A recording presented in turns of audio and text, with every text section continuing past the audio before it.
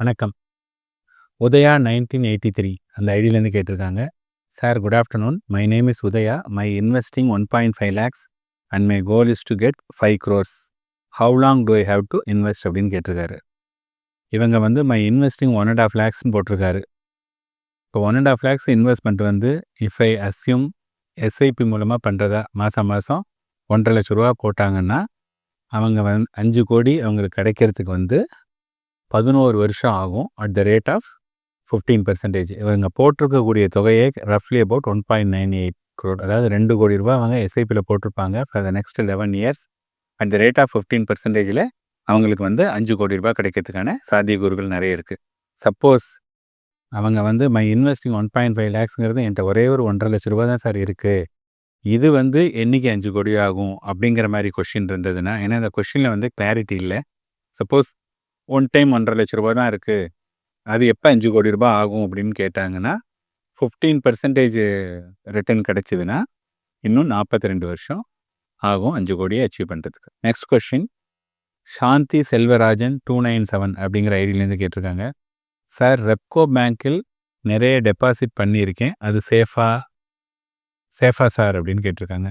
இப்போ ரெப்கோ பேங்க்காக இருக்கலாம், அல்லது வந்து any cooperative bank or PSU or even public sector bank, any private bank, எல்லா பேங்க்குமே வந்து பார்த்தோன்னா RBI Reserve Bank of India அப்படிங்கிற அந்த கட்டமைப்புக்கு கீழே தான் வருது. ஸோ இந்தியாவில் இருக்கக்கூடிய பேங்கிங் சிஸ்டம் வந்து ரோபஸ்ட் பேங்கிங் சிஸ்டம். இங்கே வந்து ஒரு டிஃபால்ட் வந்து இத்தனை வருஷமாக டிஃபால்ட் நடந்ததே கிடையாது. என்ன நடந்திருக்கு அப்படின்னதுன்னா, ஒரு பர்டிகுலர் பேங்க் வந்து சரியாக பர்ஃபார்ம் பண்ண முடியல அப்படின்னதுன்னா அந்த பேங்க்கை இன்னொரு பேங்க் வந்து அக்வயர் பண்ணிவிட்டு அவங்க எடுத்து நடத்துவாங்க.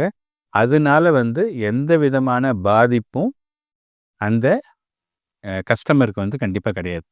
ஆனால் இவருக்கு வந்து என்ன சேலஞ்சஸ் வரலாம் அப்படின்னதுன்னா, ரெப்கோ பேங்க்கில் ஆர் எனி அதர் பேங்க்கில் வந்து மேபி இப்போ ரெப்கோ பேங்க்கில் ஃபார் எக்ஸாம்பிள் ஒரு இன்ட்ரெஸ்ட் ரேட் கொடுக்குறாங்கன்னா, ஒரு இன்ட்ரெஸ்ட் அவங்க இன்வெஸ்ட் பண்ணதுக்கு கொடுக்குறாங்கன்னா, பாக்கி பேங்க் வந்து இதை விட கூட கொடுக்கலாம்.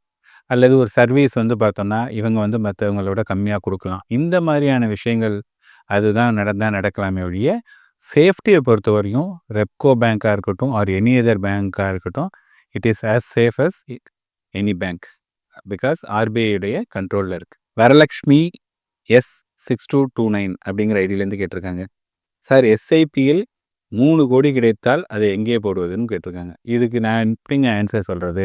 எஸ்ஐபியில் 3 கோடி ரூபாய் கிடச்சதா இருந்ததுன்னா உங்களுக்கு வந்து இதுதான் மொத்த மணி, என்கிட்ட வர பணமே இல்லைன்னா அந்த மணியை அப்படியே வச்சுட்டு அதை வந்து ஒரு பென்ஷன் ஃபண்டாக நீங்கள் மாற்றிட்டு மாதம் எவ்வளோ மணி வேணுமோ அதை வந்து நீங்கள் SWPயில் எடுத்துக்கலாம். சார் நான் வந்து 3 கோடி ரூபாய் இருக்குது, எனக்கு வந்து தேவை வந்து ஒரு 50,000 ரூபா தான், 60,000 ரூபா தான் அப்படின்னா அந்த 50-60 எடுத்துக்கிட்டு அதை தவிர உங்களுக்கு எப்போவெல்லாம் தேவைப்படுதோ அப்போயும் அந்த மணி ஏதாவது வேணும்னாலும் அதுலேயும் நீங்கள் வந்து எடுத்துக்கலாம். அப்படி இல்லை சார் எனக்கு வந்து வேறு நிறைய சோர்ஸ் இருக்குது, நான் ரொம்ப நாளாக ஒரு ட்ரீம் ஹவுஸ் வாங்கணும்னு நினச்சிட்டு இருந்தேன், இந்த 3 கோடி ரூபாய் வந்திருக்கு அப்படின்னு சொன்னதுன்னா, வீடு வாங்கணும், எனக்கு வந்து பென்ஷனை பற்றியோ அல்லது எனக்கு வேறு எந்த விதமான கமிட்மெண்ட்டுமே கிடையாது, இதுதான் என்னுடைய நீண்டகால இலக்கு அப்படின்னதுன்னா அது வாங்கலாம். அதனால் 3 கோடி ரூபாய் கிடைச்சா என்ன பண்ணலாம் அப்படிங்கிறது வந்து it is purely individual choice. இதில் வந்து என்னுடைய கருத்துக்கு வந்து எந்த விதமான இம்பார்ட்டன்ஸும் கிடையாது. நெக்ஸ்ட் கொஷின் தனலக்ஷ்மி -QY6KT அப்படிங்கிற ஐடியிலேருந்து கேட்டிருக்காங்க. Hi sir, Paytm daily SIP invest பண்ணலாமா? It is safety and secure, please suggest me அப்படின்னு கேட்டிருக்காங்க. இப்போ வந்து பார்த்தீங்கன்னா பேடிஎம் வந்து அவங்களும் ஆன்லைன் பிளாட்ஃபார்மில் மியூச்சுவல் ஃபண்டை வந்து வாங்கிறதுக்கு வந்து உதவி பண்ணுறாங்க.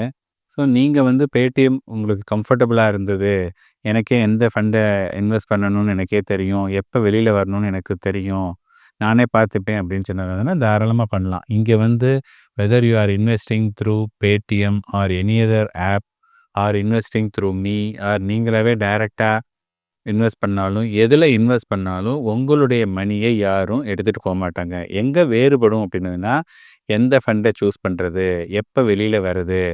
இப்போ வந்து ஒரு லாஸ்ட்டு 50 டேஸாக மார்க்கெட் கீழே இறங்கிட்டு இருக்கு. ஐயோ! மார்க்கெட் கீழே இறங்கி இருக்குன்னா நம்ம ஸ்டே பண்ணணுமா? இல்லை இதை விட்டு ஓடணுமா? இந்த மாதிரியான விஷயங்கள் நீங்களா பண்ணும்போது உங்களுக்கு தெரியாது. அதுக்கு ஒரு கைடன்ஸ் இருந்ததுன்னா it will be a better option. அதனால இப்போ ஏடிஎம்மை பொறுத்தவரையும் கண்டிப்பாக அது சேஃப் அண்ட் செக்யூர் தான். நீங்கள் அதை பற்றி ஒன்றும் கவலைப்பட வேண்டாம். மியூச்சுவல் ஃபண்ட்ஸ்ல முதலீடு பண்ணுங்க. மாசம் எஸ்ஐபி போடுங்க. எஸ்டபிள்யூபில நிறைய ரிட்டர்ன்ஸ் கிடைக்கும் அப்படின்னு எல்லாரும் சொல்றதை கேட்டு குழம்பி போயிருக்கீங்களா? இனிமேல் அந்த கவலையை விடுங்க. பொருளாதாரம் சம்பந்தமான உங்களோட சந்தேகங்கள் எல்லாத்தையும் ஈடி தமிழ் ஆஃபீஸ்க்கே நேரடியா வந்து எக்ஸ்பர்ட்ஸ் கிட்ட கேட்க முடியும். அதுக்கு நீங்க செய்ய வேண்டியதெல்லாம் உங்களோட பெயர் மற்றும் கான்டாக்ட் நம்பரை ஸ்கிரீன்ல தெரியுற இந்த நம்பருக்கு வாட்ஸ்அப் பண்ணுங்க. நாங்க உங்களை நேரடியா தொடர்பு கொண்டு மற்ற விவரங்கள் எல்லாம் சொல்லுவோம். உங்க சந்தேகங்களை உங்களுக்கு ஃபேவரட்டான எக்ஸ்பர்ட்ஸ் கிட்ட கேட்கிற இந்த ஆப்பர்ச்சுனிட்டியை மிஸ் பண்ணிடாதீங்க.